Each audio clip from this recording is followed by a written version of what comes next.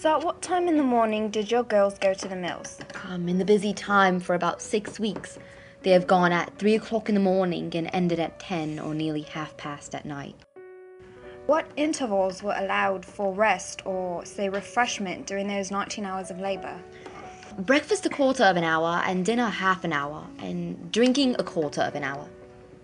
And was any of that time taken up in cleaning the machinery? Yeah, they generally had to do what they call dry drown. Sometimes this took the whole of the time at breakfast or drinking, and they were to get the dinner or breakfast as they could, and if not, it was brought home.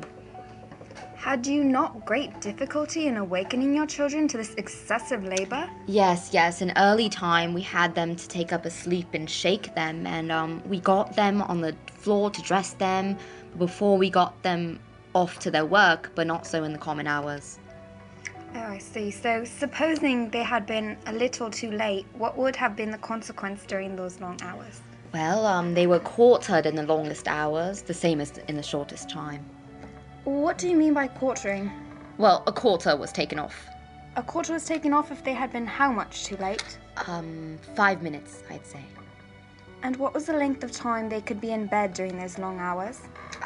It was near 11 o'clock before we got them into bed after getting a little food. And then at the morning, my husband used to stop up all night for fear that we could not get them ready for the time. Sometimes we have gone to bed and one of us generally awoke. What time did you get them up in the morning? In general, me or my husband got up at 2 o'clock to dress them. So that they had not above 5 hours of sleep at this time? No, they had not. For how long together was it? About 6 weeks it held. It was only done when there was much work to be done, and it was not often that busy. Common hours of labour were from 6 in the morning till 8:30 at night, is that right? Yes, that's right. With the same intervals for food? Yes, just the same. Were the children excessively fatigued by this labour? Many times we have cried often when we have given them the little food we had to give them. We had to shake them, and they have fallen to sleep with the food in their mouths many times. That's horrible. Have any of them any accident in consequence of this labour? Yes.